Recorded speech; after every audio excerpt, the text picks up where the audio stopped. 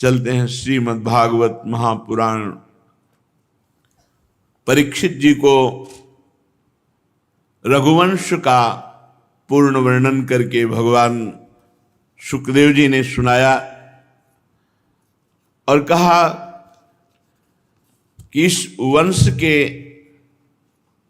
जो आखिरी राजा हुए उनका नाम सुमित्र था।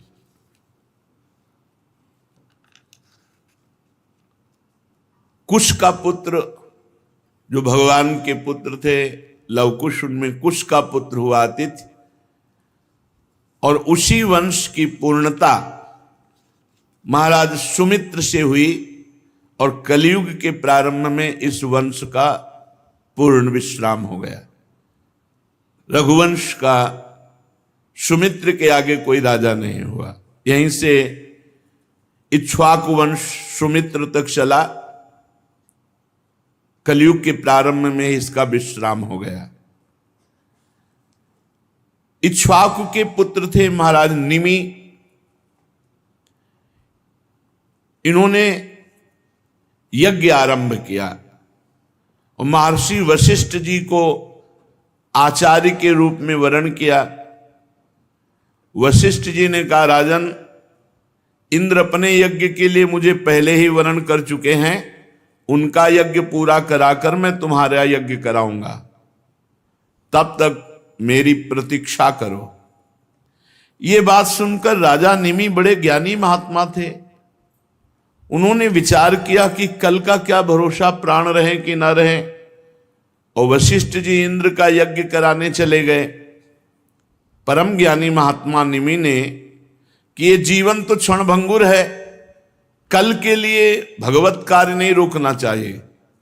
काल करे सो आज कर, आज करे सो अब, पल में परलय होएगी, बहुरी करोगे कब, पता नहीं शाम मिले कि ना मिले, इसलिए हमें हर समय भजन परायण रहना है। तो मुझे विलंब करना उचित नहीं है, ऐसा ज्ञान उनके हृदय में स्फुरित हुआ महाराज निमि के। और उन्होंने दूसरे विद्वान महापुरुषों से कहा, जब तक हमारे गुरुदेव वशिष्ठ जी नहीं आते तब तक आप आचार्य रूप में कार्य करें, और जहां वो आ जाएंगे तो पूरा कार्य वो संभालेंगे। गुरु जी जो वशिष्ठ जी थे इंद्र का यज्ञ संपन्न कराने के लिए गए और उनके शिष्यों से निमि ने यज्ञ प्रारंभ करा दिया।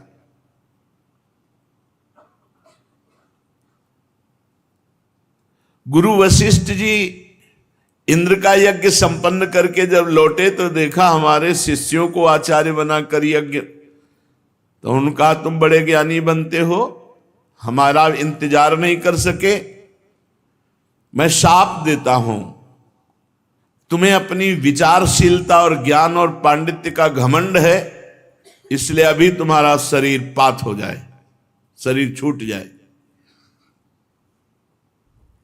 निमि ने कहा, गुरुदेव आपने शाप दिया, क्या यह धर्म के अनुकूल है? मेरा अपराध क्या?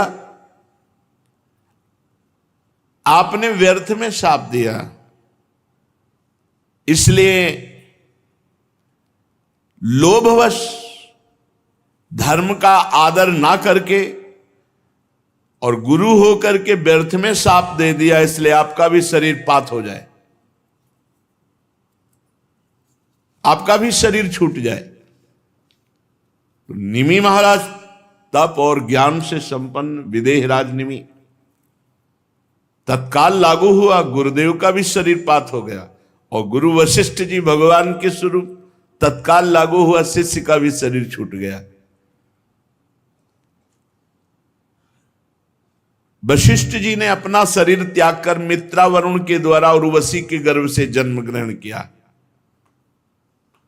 राजा निमि के यज्ञ में आए हुए श्रेष्ठ मुनियों ने राजा के शरीर को औषधियों के द्वारा सुरक्षित रख दिया।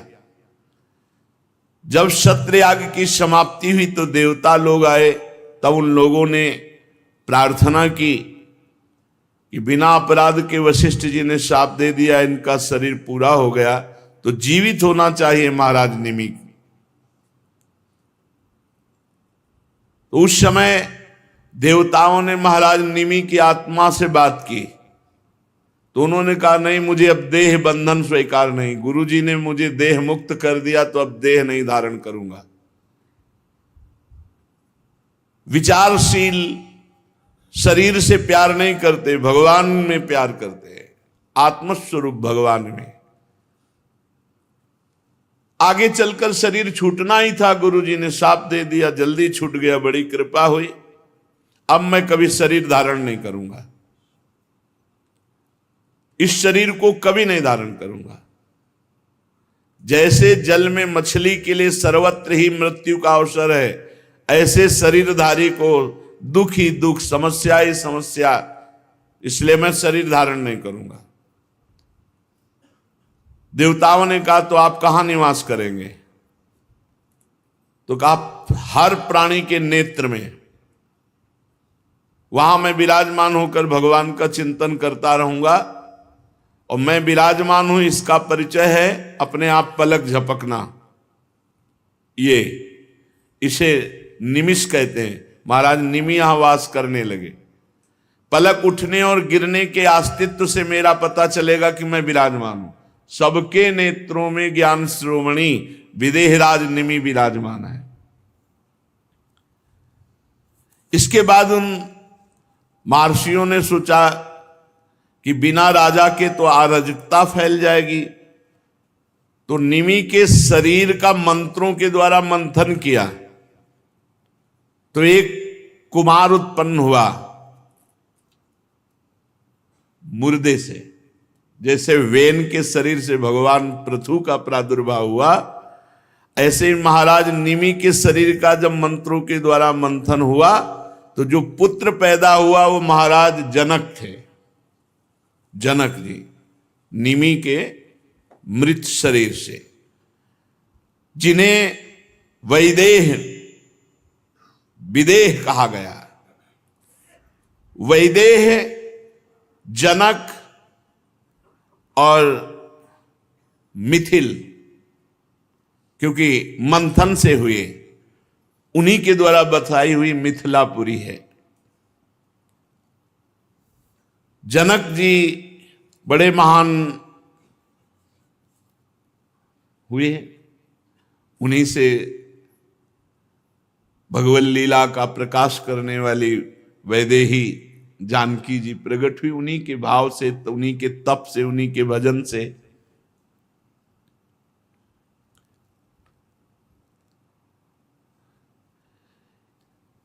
जब यज्ञ के लिए हल जोत रहे थे तो शीर, हल के अग्रभाग से एक घड़े में चोट लगी और उससे सीता जी का प्रादुर्भाव हुआ। इसी से जनक जी का नाम शीरध्वज हुआ।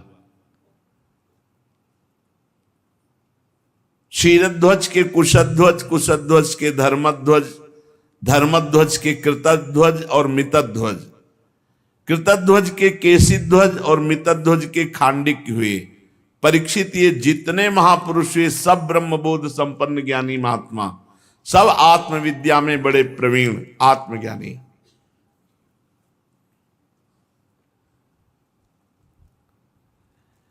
मिथिलापुरी में निवास करने वाले, मैथिल कहलाने वाले इन नरपतियों का आपको परिचय दिया। इस सब के सब गृहस्थ में होते हुए सिद्ध ज्ञानी महात्मा हुए, द्वंद्वों से मुक्त हुए। याज्ञवल्क आदि बड़े बड़े योगेश्वर इन पर महान कृपा करके सत्संग करने जाते थे। यही जनक जी भगवान सुखदेव जी के भी गुरु जी कहे गए। परीक्षित, अब मैं तुम्हें अभी तक सूर्य वंश सुनाता रहा, अब चंद्रमा के पावन वंश का वर्णन करता हूं। इस वंश में महाराज पुरवादि बड़े बड़े पवित्र कीर्ति राजाओं का कीर्तन किया जाता। इसी में भगवान श्री कृष्णचंद्र जी का अवतार होता है। सूर्यवंश में भगवान श्री रामचंद्र जी और चंद्रवंश में भगवान कृष्णचंद्र जी। शास्त्र सिर वाले विराट पुरुष भगवान नारायण के नाभि सरोवर के कमल से ब्रह्मा जी की उत्पत्ति हुई। ब्रह्मा जी के पुत्र हुए अत्रि, वे अपने गुणों के कारण ब्रह्मा जी के समान ही थे। उन्हीं अत्रि के नेत्रों से अमृत में चंद्रमा का प्रादुर्भाव हुआ। चंद्रमा अत्रि ऋषि के नेत्रों से प्रकट हुए। ब्रह्मा जी ने चंद्रमा को ब्राह्मण, औषधि और नक्षत्रों का अधिपति बना दिया। तीनों लोकों पर चंद्रमा ने विजय प्राप्त की और राजस्व यज्ञ किया।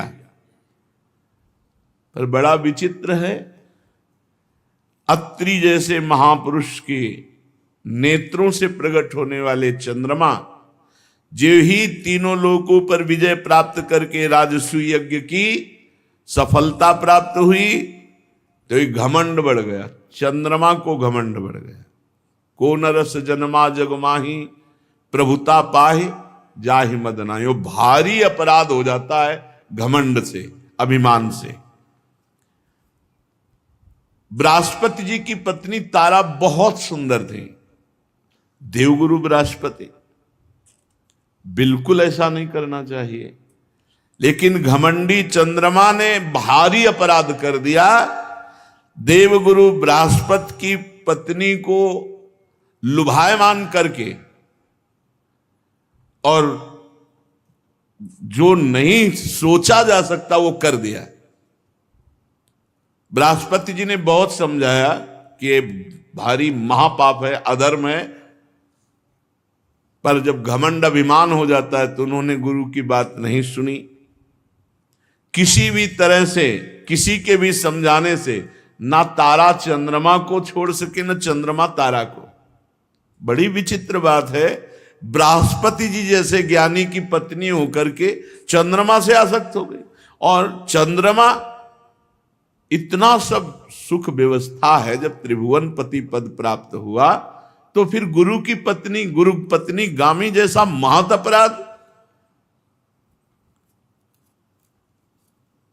मतलब ये बड़ों में ऐसी गलती पाई गई। इससे पता चलता है कि ये पद, ये प्रतिष्ठा, ये ऐश्वर्य, ये रूप, ये सब नरकगामी बनाने वाला है। चंद्रमा देवताओं में श्रेष्ठ है, परम पवित्र है। शुक्राचार्य जी ने अवसर देखा और बृहस्पति जी से आंतरिक द्वेष था ही, तो चंद्रमा का पक्ष ले लिया। जब शुक्राचार्य जी ने चंद्रमा का पक्ष लिया तो सारे असुरगण चंद्रमा के पक्ष में। और महादेव जी भी बहुत प्यार करते थे चंद्रमा से। विद्या गुरु अंगिरा जी के पुत्र बृहस्पति जी का विरोध करने वाले सब चंद्रमा के साथ। महादेव जी ने कहा, चंद्रमा तुम बहुत गलत किए, बहुत गलत है, वापस कर दो तारा को, नहीं तो हम बृहस्पति जी का पक्ष लेके जब खड़े होंगे। चंद्रमा को प्यार करते हैं। द्वितीया का चंद्रमा भगवान श्री मस्तक पर मुकुट में धारण करते हैं। देवराज इंद्र समस्त देवताओं के साथ, गुरु बृहस्पति के साथ अब तारा को निमित्त बनाकर भारी महासंग्राम की स्थिति आ गई। तारा जी को समझ में नहीं आया कि हमारे प्रीतम इसके गुरु हैं और हम गुरु माता हैं, और उसकी समझ में नहीं आया अहंकार। क्योंकि चंद्रमा बहुत रूपवान, ऐसे ही तारा जी बहुत रूपवान, बृहस्पति जी की पत्नी। इतनी बड़ी जगह से फिसल गए। बृहस्पति जी की पत्नी तारा जी, अच्छा भगवान चंद्रमा, भगवान ही कहे जाते, सूर्य चंद्र भगवान। बिना भगवान का भजन किए बुद्धि किसी की शुद्ध नहीं रह सकती। अंगिरा जी ब्रह्मा जी के पास गए कि महाराज घोर महासंग्राम शुरू हो जाएगा। ब्रह्मा जी आए और चंद्रमा को बहुत डांटा फटकारा, कहा छोड़ तारा को दो। बृहस्पति जी के हाथ में तारा को, जब बृहस्पति जी के हाथ में तारा जी को दे दिया तो उन्होंने देखा ये तो गर्भवती है। मेरे क्षेत्र में दूसरे का गर्भ, तू अभी त्याग, तुरंत त्याग, क्योंकि तारा देवी है। डर मत, मैं तुझे भस्म नहीं करूंगा, लेकिन गर्भ त्याग अभी। इतनी सुंदर थी कि बृहस्पति जी इतने पर भी तारा से कहा कि तुम गर्भ भर त्याग दो, हम स्वीकार किए। और तुम मेरी पत्नी देवी हो, इसलिए कोई दोष तुम्हारा स्पर्श नहीं कर सकता, तुम निर्दोष हो। अपने पति की बात सुनकर तारा जी ने अत्यंत लज्जित होकर गर्भ का त्याग किया। देवी है, सोने जैसा चमकता हुआ बालक। अब जब बालक प्रकट हुआ तो बृहस्पति जी लुभायमान हो गए, और चंद्रमा, ये मेरा पुत्र है, तुम्हारा अधिकार नहीं। बृहस्पति जी से कहा है तो अरे अब तो घुटने टेक देने चाहे कि सब कुछ प्रभु आपका, गलती क्षमा करो। चंद्रमा ने कहा ये तेजस्वी पुत्र मेरा है, आपका नहीं, और आप ध्यानस्थ होकर देख लो कि मेरा है कि नहीं। समस्त ऋषियों ने तारा से कहा तुम ही बता दो किसका है। तब लज्जावश वो कैसे बोले कि चंद्रमा का है। तब वो तेजस्वी बालक जो प्रकट हुआ था उसने कहा झूठी लज्जा करने वाली, तू अपने कुकर्म को क्यों नहीं बोल रही है। उस बालक ने डांटा तारा को। ब्रह्मा जी ने कहा तारा से कि हमको बता दो, क्योंकि मां ही जानती असली पुत्र का धाता कौन है। तब तारा ने धीरे से कहा यह चंद्रमा का पुत्र है। न्याय हो गया। बृहस्पति जी ललचा गए थे। चंद्रमा ने उस बालक को ले लिया ब्रह्मा जी के द्वारा। बड़ी अदालत है ब्रह्मा जी। ब्रह्मा जी ने उस बालक का नाम रखा बुध, क्योंकि बड़ी धीर गंभीर बुद्धि। अब चंद्रमा को बहुत आनंद हुआ बुद्ध को प्राप्त करके। बुद्ध के द्वारा इला के गर्भ से पुरुरवा का जन्म हुआ। एक दिन इंद्र की सभा में देवर्षि नारद जी पुरुरवा के रूपशील गुण उदार संपत्ति वैभव का वर्णन किए तो उर्वशी के हृदय में भाव आ गया और देवांगना सर्वश्रेष्ठ अप्सरा महाराज पुरुरवा को पति रूप में वर्ण करने के लिए भूतल पर आ गए। पुरुष शिरोमणि पुरुरवा मूर्तिमान कामदेव जैसे सुंदर थे। सुंदरी उर्वशी ने धैर्य धारण करके पुरुरवा को पति रूप में वर्ण किया। पहले जब उर्वशी पुरुरवा के पास गई तो पुरुरवा ने कहा सुंदरी तुम तो परम वंदनीय हो, देवलोक की विभूति हो, भगवान नारायण से की जंघा से प्रकट हुई उर्वशी जी हैं। ये दास तुम्हारे स्वागत के लिए क्या सेवा करे। उर्वशी ने कहा राजन तुम्हारा सौंदर्य और महिमा सुनकर के मैं स्वर्गलोक से आई हूं। कौन ऐसी कामनी है जो आप जैसे दिव्य पुरुष पर दृष्टि और मन न्यौछावर न कर दे। मैं आपके समीप आपकी पत्नी बनने के लिए आई हूं। राजन हम अप्सरा हैं। जब हम किसी का रूप सौंदर्य गुण देखती हैं वो प्रशंसनीय होता है तो हमारा मन आकृष्ट हो जाता है। अन्यथा बिना तप के कोई हमें देख भी नहीं सकता। स्पर्श और आगे की बात, आप तपस्वी हैं, तप के धनी हैं, मैं आपको पति रूप में स्वीकार करती हूं।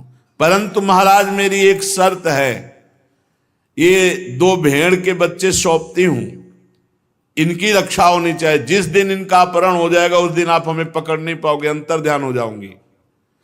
और मैं देवी हूं इसलिए कभी अन्न नहीं खाती, केवल घी शुद्ध गाय का, क्योंकि हविष्यान। और एक सहवास के सिवा मैं कभी आपको वस्त्रहीन नहीं देखूंगी। 3 बातें, सदैव घी खाऊंगी और आपको सहवास के सिवा वस्त्रहीन नहीं देखूंगी और मेरे 2 भेड़ के बच्चे रक्षा करना। पुरुरवा ने हर शर्त स्वीकार कर ली। फिर उर्वशी से कहा कि तुम मनुष्य के लायक तो नहीं हो, क्योंकि तुम देवी हो, तुम्हारा सौंदर्य अद्भुत है, पर तुमने कृपा करके मुझे स्वीकार किया है, इसलिए मैं तुम्हारी सेवा में दास की तरह रहूंगा। जब जो आज्ञा होगी वैसा पालन करूं। सम्राट पुरुरवा अब तो उर्वशी काम शास्त्र की पद्धति से पुरुरवा के साथ पति पत्नी का संबंध, वो अंतर्ध्यान पद्धति से देवताओं की विहार स्थली चैत्ररथ नंदनवन स्वच्छंद विहार, देवी उर्वशी के शरीर से हर समय कमल के केसर की सुगंध निकलती रहती थी। राजा पुरुरवा को कितने वर्ष व्यतीत हो गए पता ही नहीं चला। जब इंद्र ने देखा कि तप क्षीण हुआ तो इशारा किया उर्वशी को, गंधर्वों को उर्वशी ने इशारा किया। गंधर्व 2 भेड़ के बच्चे थे, उनको उठा लिए और उस समय महाराज पुरुरवा उर्वशी के समीप थे। आधी रात का समय था। उर्वशी ने कहा, महाराज देखो हमारे बच्चों को लिए जा रहा है, 2 भेड़ के बच्चों को कोई। अरे तू कायर की तरह मेरे पास पड़ा है और मेरी जान बसती इन बच्चों में। अपने को बड़ा वीर मानने वाला तू मेरे बच्चों को नहीं बचा सका और लुटेरे ले गए। ये स्त्रियों के सामने वीरों की सी बात करने वाले बहुत पाए जाते हैं, लेकिन वीरता दिखाने वाले कम होते हैं। जैसे किसी हाथी को अंकुश से बेच दिया हो। अब महाराज को ध्यान नहीं रहा, सहवास के सिवा वस्त्रहीन नहीं, और वो एकदम तलवार लेकर रक्षा के लिए बड़े वस्त्रहीन अवस्था, उर्वशी अंतर ध्यान। अब जो पागलपन महाराज का चढ़ा, वैसे ही वस्त्रहीन, वस्त्र नहीं धारण किए, जो देखा उर्वशी अंतर ध्यान। अब उनको ध्यान आया कि मेरी गलती हो गई। अब हा उर्वशी विह्वल उन्मत्त पागल की तरह, कभी सरस्वती नदी के तट पर, कभी कहीं विकल, बस एक लगन थी एक बार पुनः देख लूं। उर्वशी जी तो देवी हैं। उर्वशी जी ने दया की। ये सरस्वती नदी के तट पर पागलों की तरह हा उर्वशी हा 5 अपनी सखियों के साथ प्रकट हुई। जो ही उर्वशी जी को देखा तो जैसे प्राण आ गए हों।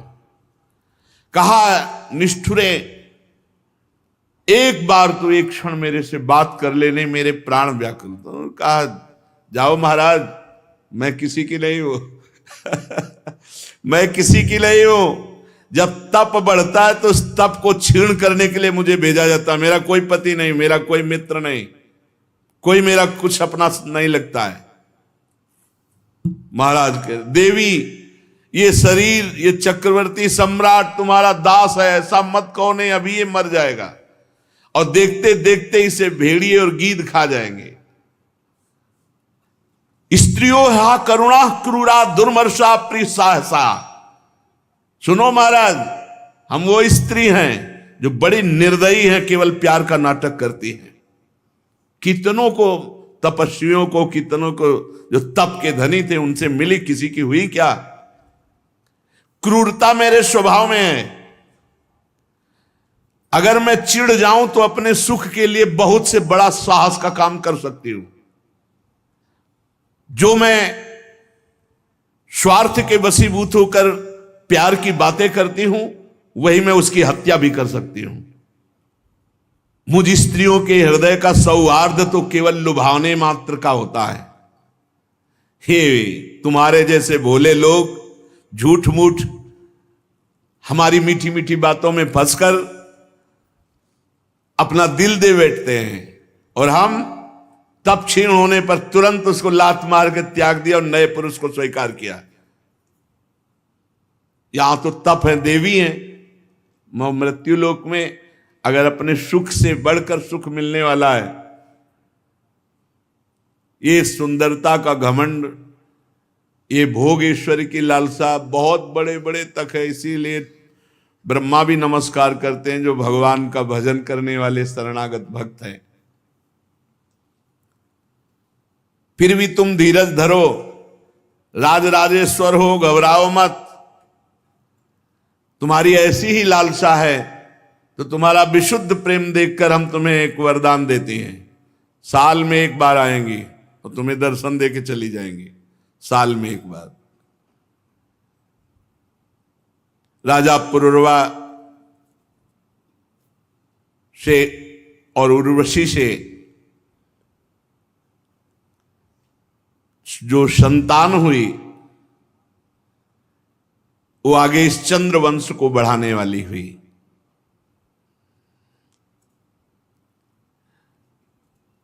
एकादशी स्कंद में पुरुरवा को जब उर्वशी से वैराग्य हुआ तब जो वचन आगे आएंगे। महाराज पुरुरवा सिर्फ उर्वशी का ध्यान करते थे, उर्वशी के ध्यान में थे। सोचो अगर भगवान की एक झलक हो जाए तो फिर कैसे कोई छोड़ सकता है। ये तो मायाकृत शरीर है। महाराज पुरुरवा बहुत सी यज्ञ की,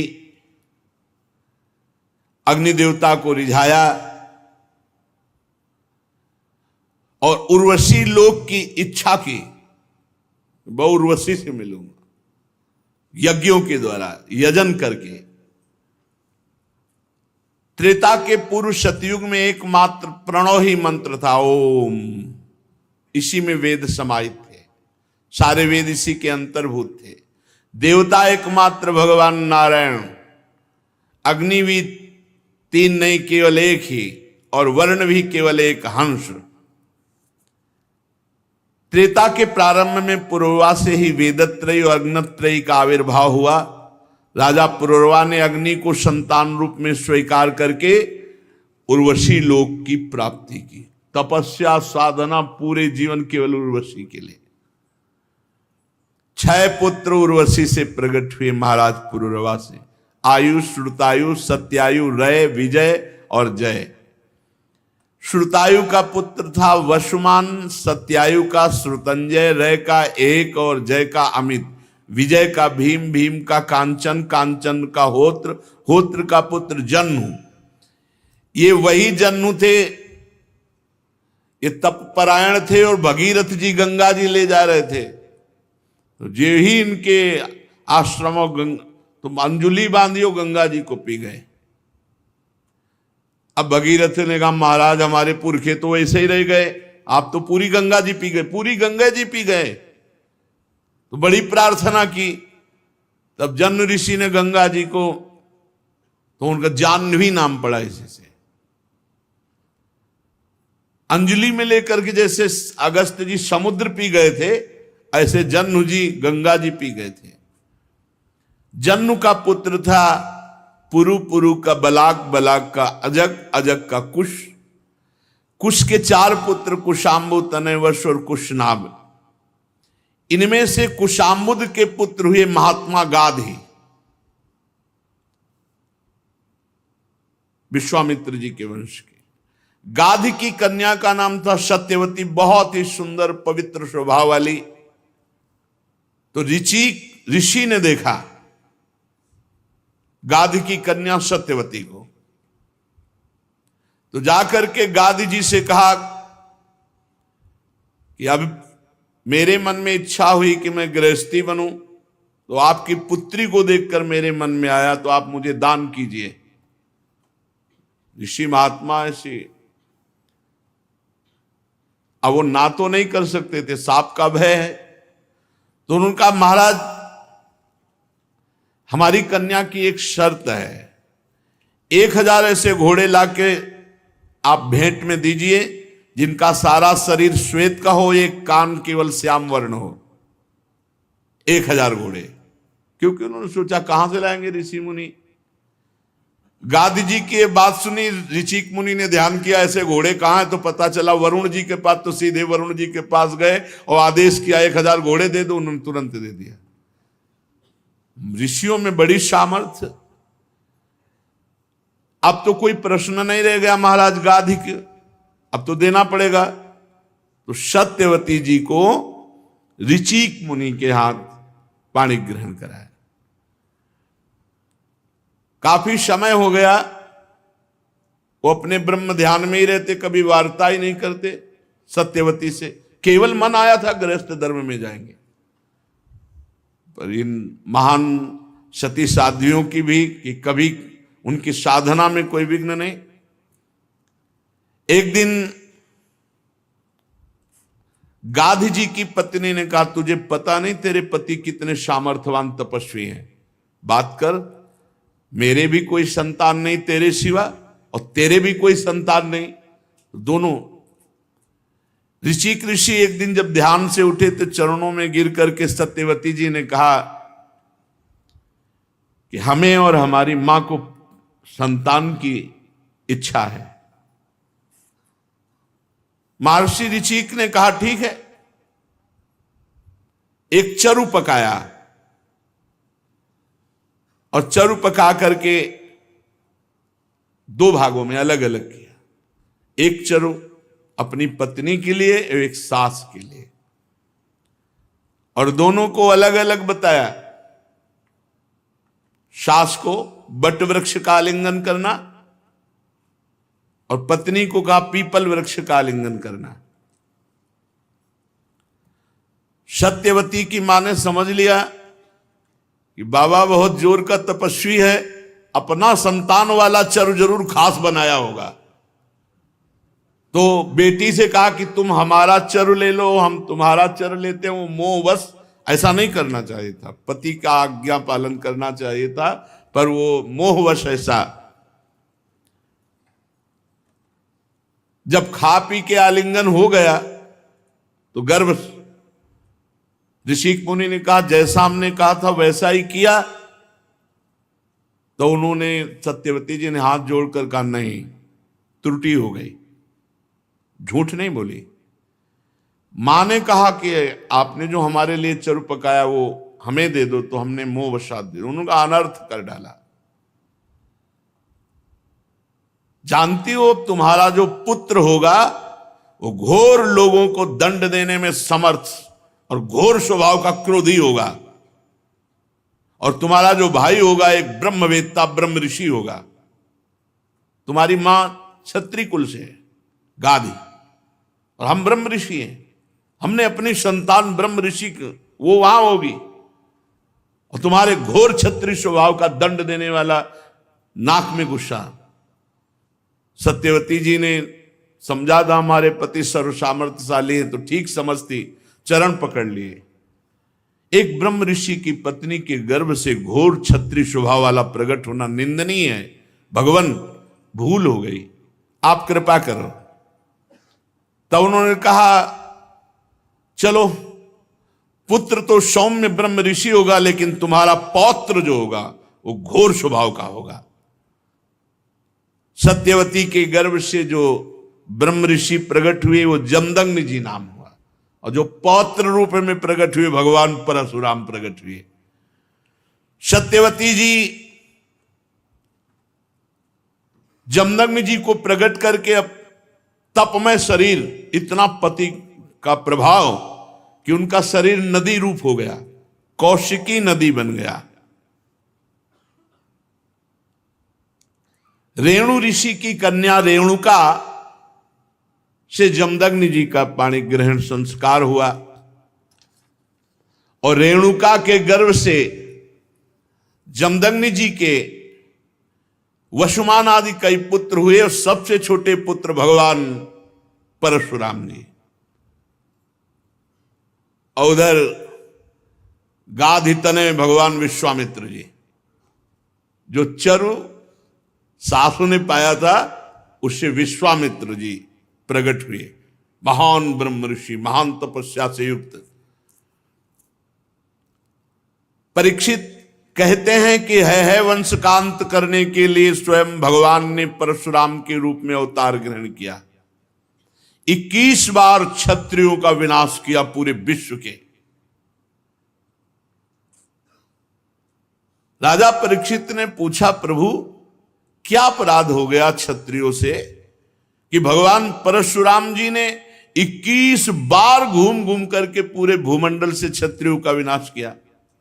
श्री सुखदेव जी महाराज कहा कि परीक्षित, ये उन दिनों की बात है जिस समय है वंश का अधिपति शास्त्राबाहु अर्जुन, वो एक महान बलवान श्रेष्ठ राजा था,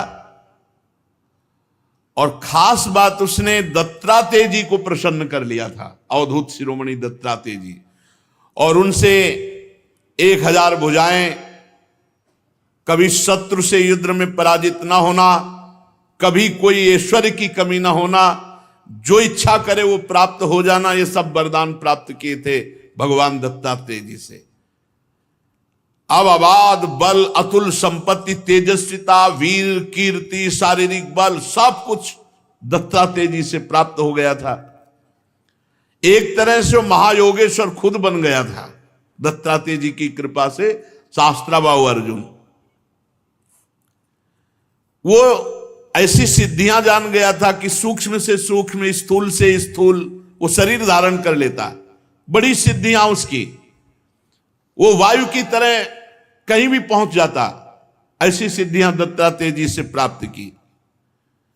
एक बार एक गले में वैजंती माला डालकर और बहुत सी सुंदर स्त्रियों के साथ नर्मदा जी में जल विहार कर रहे थे, और उधर रावण नर्मदा के किनारे दिग्विजय करते हुए अपने तंबू लगाए हुए था। तो 500 भुजाएं इधर, 500 भुजाएं इधर, पूरी नर्मदा के जल को रोक दिया शास्त्राबाहु अर्जुन ने। रावण का शिविर डूबने लगा उधर। तो रावण ने पूछा, बिना वर्षा के कैसे बाढ़ आ गई उल्टा? बोले, महाराज एक वीर है जो स्त्रियों के साथ जल में खेल रहा, खेलते खेलते नर्मदा को उल्टा प्रवाहित कर। तो उनका हमसे बड़ा वीर कौन है? रावण बड़े घमंड में गया, अपने को बड़ा वीर मानता था, और जाके शास्त्राबाहु अर्जुन से अब वीरता की बातें करने लगा। तो उन स्त्रियों को प्रसन्न करने के लिए खिलवाड़ में तो ऐसे रावण को पकड़ लिया शास्त्राबाहु अर्जुन ने, बंदर के समान एक पिंजड़े में बंद करके, और अपनी राजधानी माहिष्मती ले जा करके जहां घोड़े थे वहां पिंजड़ा रख दिया। पिंजड़े में 10 खोपड़ी वाले रावण को 20 भुजा, 1000 भुजा वाला शास्त्राबाहु अर्जुन, और सब सिद्धियां प्राप्त किए। तब महाराज पुलस्त जी को पता चला कि दिग्विजयी रावण घोड़सार में एक पिंजड़े में बंद है। तब जाके शास्त्राबाहु अर्जुन के सामने गए तो शास्त्राबाहु अर्जुन ने पूजन किया, क्योंकि पुलस्त ऋषि, तो उन्होंने आज्ञा करी कि छोड़ दो, हमारा नाती है। छोड़ दिया रावण को। अब शास्त्राबाहु अर्जुन का अभिमान बढ़ता चला गया, क्योंकि दिग्विजयी रावण जैसे को बंदी बना लिया। अब वो एक दिन शिकार खेलने के लिए अपने परिकर के साथ जंगल में गया, तो प्यास लगी। तो पास में जमदग्नि जी का आश्रम था। तो जमदग्नि ऋषि के आश्रम में पहुंचे। मुनि ने देखा कि बहुत बड़ा राजा आया हुआ है, तो इसका स्वागत, राजा भगवान का स्वरूप है। अब जंगल में वो एक कंदमूल फल, तो कामधेनु जमदग्नि जी की गाय का नाम था। जो इच्छा करो वो प्रकट कर दे।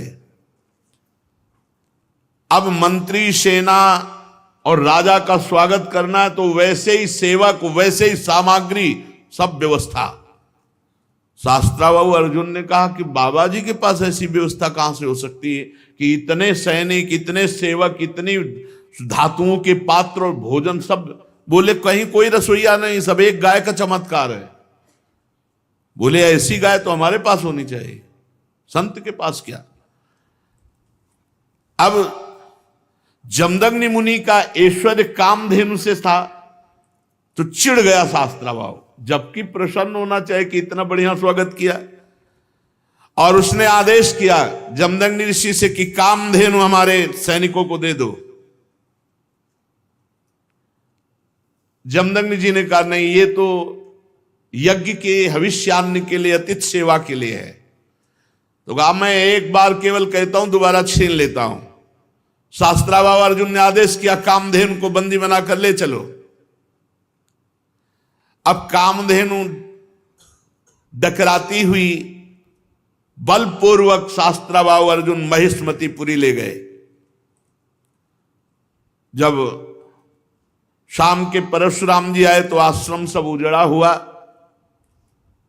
मां से पूछा तो उन्होंने बताया कि सारा का सारा दुष्टता का वृत्तांत शास्त्रावाऊ अर्जुन है वंशी।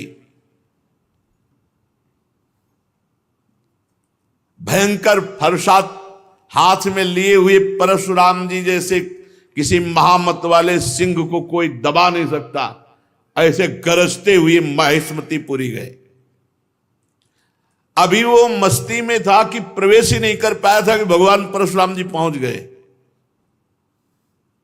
परशुराम जी की बड़ी विलक्षण झांकी थी। हाथ में परशुराम, मस्तक पर जटा का मुकुट, त्रिपुंड लगा हुआ। जे भी शास्त्रावाऊ अर्जुन झपटा, भगवान परशुराम जी ने जो जटाएं सूर्य की तरह चमक रही थी खोल लिया और हाथ में फरसा धारण करके बात की बात में सारी सेना को विध्वंस करके और उसके 1000 भुजाएं जो भगवान अवधूत शिरोमणि दत्तात्रेय जी के द्वारा दी थी सब काट के गिरा दी। फरसे का ऐसा प्रहार कि कोई सामने नहीं बचा। बाहें जांघें सब काट काट के। परशुराम जी के बाणों से जब है पति का सर्वनाश हो गया तो 10,000 लड़के थे शास्त्रावाऊ अर्जुन के, 10,000। भगवान परशुराम जी तो 10,000 लड़के तो अभी नहीं थे इनके साथ, ये अलग थे। सब पूरे परिकर सहित शास्त्रावाऊ अर्जुन को मार डाला भगवान परशुराम जी ने। कामधेनु छुड़ाकर आश्रम में ले आए। माहिष्मतीपुरी के शास्त्रावाऊ अर्जुन का विनाश बड़ा आश्चर्य में। जमदग्नि जी ने कहा, हाय हाय परशुराम, तुम क्या उपद्रव करते हो? अरे राम राम, वो राजा था, गाय ले जा रहा था, ले जाने देते, तुमने हत्या क्यों कर दी? राजा सर्वदेवमय होता है, तुमने अपराध किया। अरे हम लोग ब्रह्म ऋषि हैं, क्षमा हमारा बल है। संसार हमको इसीलिए पूजता है क्योंकि हम क्षमावान हैं। तुम्हारे ब्रह्मा जी भी क्षमा के बल से ही ब्रह्म पद पर स्थित है। ऋषियों की शोभा क्षमा होती है, ये सर्वशक्ति प्रदर्शन नहीं। भगवान तुम पर प्रसन्न हो, अब तुम तप परायण हो, तुमने अपराध किया, राजा का वध किया, ये ब्रह्म हत्या से भी बढ़कर है। जाओ तीर्थों का सेवन करते हुए तप करो और इसका प्रायश्चित कर डालो। भगवान परशुराम जी घुटने टेक कर जमदग्नि जी के आगे जो आज्ञा। अब 1 वर्ष तीर्थ यात्रा करके अपने आश्रम पर आए। परशुराम जी की माता रेणुका गंगा तट पर संध्या के लिए गंगा जल आदि लेने गई थी। वहां एक गलती हो गई माता जी से। आज सत्संग में कहा, नेत्र वाणी कान संभाल के नहीं अपराध बन सकता किसी से भी। तो वहां गंधर्वराज चित्ररथ अप्सराओं के साथ जल विहार कर रहा था। गंधर्वराज के जल विहार करते समय अंग प्रत्यंग और अप्सराओं की वो क्रीड़ा माता जी कुछ क्षण देखती रही। अच्छा लगा, बस कोई कामना नहीं हुई, कोई मलिनता नहीं आई, बस देखती रही, अच्छा लगा। और भूल गई कि संध्या का समय पतिदेव तर्पण आदि के लिए इसमें लिखा हुआ है कि उनका मन गंधर्वराजम क्रीडंतम मत्सरोभिर पश्यत, अच्छा लगा। विलोकयंती क्रीडंत मुदकार्थम नदीम गताहा, उनका मन खिंच गया चित्ररथ की इस अप्सराओं से केल। कहां जमदग्नि जी का एकांतिक भजन में स्वभाव, और माता जी ने जब चित्ररथ गंधर्व की केली देखी अप्सराओं से तो अच्छा लगा। बस ये संध्या का समय बीत गया। भगवान जमदग्नि जी इंतजार करें, ऐसा कैसे हो गया कि संध्या की अवहेलना हो गई और अभी तक रेणुका जल लेकर नहीं आई। अब जे ही होश आया जमदग्नि ऋषि को, भयभीत हो गई कि अब तो भारी अपराध बन गया। वो महर्षि के सामने आई, गंगा जल का कलश रखा, हाथ जोड़कर खड़ी हो गई। जमदग्नि मुनि ने कहा, मैं देख रहा था तुम्हारा मन चित्ररथ गंधर्व की केली देखने में खिंच गया। तुम अपराधी हो, पापिनी हो, तुम एक ब्रह्म ऋषि की पत्नी होकर ऐसा कैसे देखा? इसका दंड है मृत्यु। ऐसा कठोर शासन। अन्य पुत्रों से कहा, मार डालो इसको, रेणुका को। किसी भी पुत्र की हिम्मत नहीं हुई। इतने में तीर्थ यात्रा करके भगवान परशुराम जी आए, प्रणाम किया तो उनका बेटा, मां और भाइयों को मार डालो। परशुराम जी ने कोई विचार नहीं किया, तत्काल मां और भाइयों के फरसे से गले उड़ा दिए। सत्यवती नंदन महर्षि जमदग्नि जी बहुत प्रसन्न हुए और कहा, बेटा तुम्हारी जो इच्छा हो वरदान मांगो। परशुराम जी ने कहा, मेरी मां मेरे भाई जीवित हो जाए, उनको ये पता भी न रहे कि मैंने वध किया है। तत्काल जीवित हो गए। भगवान परशुराम जी के ऐसा कहते हुए ऐसे उठ के बैठ गए जैसे सो के, पूरे सकुशल। परशुराम जी को पता था हमारे पिता जमदग्नि जी कितने महान पवित्र ऋषि और तपोबल संपन्न हैं। शास्त्राबाहु अर्जुन के वध का प्रायश्चित कर लिया था। परशुराम जी एकांत आश्रम के कोने में बैठकर ध्यानस्थ थे। बहुत दिनों के बाद शास्त्राबाहु अर्जुन के लड़कों के हृदय की जलन, वो आए और देखा महर्षि जमदग्नि अग्निशाला में ध्यानस्थ बैठे हैं। उनको बाहर की कोई शुद्ध नहीं, वो सब प्लान बना के आए थे। पूरे आश्रम को उजाड़ दिया और माता रेणुका बड़ी दीनता से प्रार्थना कर रही थी, एक भी बात ना मानी और जमदग्नि जी का सिर काट ले गए। जमदग्नि जी ध्यानस्थ थे। बड़े नीच कार्य किए आश्रम में। रेणुका जी चीख पड़ी, बेटा परशुराम। ध्यानस्थ थे भगवान परशुराम जी। उनका मां का करुण क्रंदन, भागे फरसा लेकर। जब नजदीक आए तो देखा जमदग्नि जी का सर काट ले गए। परशुराम जी को अत्यंत क्रोध।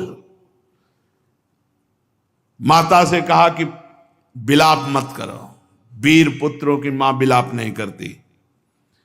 आज मैं प्रण करता हूं कि विश्व में क्षत्रियों का संहार कर डालूंगा, एक भी क्षत्रिय विश्व में नहीं रहेगा। अभी पीछे जो आप चरित्र सुन रहे थे, उनमें एक घाघरा के नीचे माई के बालक क्षत्रिय छुपा लिया गया था। ताल जंग, वो क्या उनका नाम विस्मरण हो रहा, जंघा में के पास छुपा लिया था। वही केवल बचा था, उसी से क्षत्रिय वंश चला। पीछे चर्चा में भी आया था। भगवान परशुराम जी ने भगवान शंकर का स्मरण करके संकल्प लिया कि विश्व में क्षत्रिय नहीं रहने देंगे। परशुराम जी माहिष्मतीपुरी में गए और 10,000 पुत्रों के अलग अलग सर काट करके रख दिए और पूरे नगर का विनाश कर दिया। भारी पर्वत ऐसे सिर का मुंड ऐसे इकट्ठा कर दिए काट काट के, और कहते जाते ब्रह्मघाती तुम्हारा विनाश परशुराम करेगा। रक्त की नदी बहा दी। इतने काटे। जो राजा थे, क्षत्रिय थे, ब्राह्मण द्रोही क्षत्रियों का हृदय कांप उठा। भगवान वर्तमान में जो क्षत्रिय असुर स्वभाव वाले हो गए थे, उनके विनाश के लिए ही प्रकट हुए थे। इसलिए अपने पिता जमदग्नि के वध का निमित्त बनाकर 21 बार, एक बार घूम के काट डाला, फिर 2 बार घूम के, 21 बार पूरे विश्व में घूम करके 5 तालाब समंत पंचक में रक्त के बना दिए काट काट के। और फिर अपने पिता का सर जो सुरक्षित रखा हुआ था माता के पास जोड़ा और पुनः जीवित कर दिया। पहले 21 बार क्षत्रियों का विनाश किया, फिर अपने पिता का सर ला के जोड़ा और फिर बाद में सबके प्रायश्चित के लिए यज्ञ की और 7 दिशाएं जीत करके ब्रह्म ऋषियों को दान कर दी।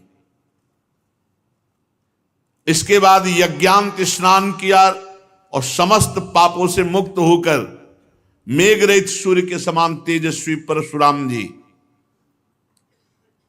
जमदग्नि जी को स्मृति रूप संकल्प में शरीर की प्राप्ति हुई। भगवान परशुराम जी से सम्मानित होकर उस सप्त ऋषियों के मंडल में 7वें ऋषि होकर आज भी विराजमान है। परीक्षित कमल लोचन जमदग्नि नंदन भगवान श्री हरि परशुराम बन करके आए और क्षत्रियों का विनाश करके जगत का मंगल किया। आज भी भगवान परशुराम जी विराजमान है महेंद्राचल पर्वत पर बड़े शांत स्वरूप। सिद्ध गंधर्व चारण उनके चरित्रों का गान करते हैं। सर्वशक्तिमान विश्वात्मा भगवान श्री हरि जब राम रूप में अवतार लिए और जब धनुष भंग हुआ तो अजगौ का खंडन सुनकर परशुराम जी के हृदय में क्षोभ हुआ कि फिर कोई क्षत्रिय ऐसा पैदा हुआ, क्योंकि वो सब विनाश लीला करके शांत, कौन ऐसा पैदा हो गया जो हमारे गुरु का अजगौ खंडन कर दिया। अब ध्यान के द्वारा, वहां फोन से तो मतलब नहीं, ध्यान के द्वारा देखा, बोले विदेहराज जनक की नगरी मिथिला पहुंच गए। इनके चलने से ही पृथ्वी कांपती थी। देख ले कि परशुराम जी आ रहे तो मतलब जितने भाग पाए नहीं, चरणों में लौट जाते थे अपने बाप बाबा का नाम लेते हुए। ऐसा सहज चितवन मनोहरिसाने, ऐसे देख लिए तो समझ गए हमारी आयु पूरी हो गई। कोई भी हो, ऐसा रुद्र रूप भगवान परशुराम का। पिता सहित नाम लेकर सब दंडवत प्रणाम। महाराज जनक भी सब सीता जी को लाके, विश्वामित्र जी राम लक्ष्मण को लाके दंडवत कराई। भगवान परशुराम ने कहा, जनक इस सभा में कौन ऐसा है जो हमारे गुरु भगवान शंकर के अजगौ का खंडन करने वाला है। सारी सभा उसको छोड़कर अलग हो जाए या वो सभा को छोड़कर अलग हो जाए, नहीं अभी सारी सभा मारी जाएगी। अब तो कोई उनके ये थोड़ी था कि केवल भाषणें दे रहे हो। उन्होंने 21 बार क्षत्रियों का, पूरी जनकपुरी में हाहाकार मच गया।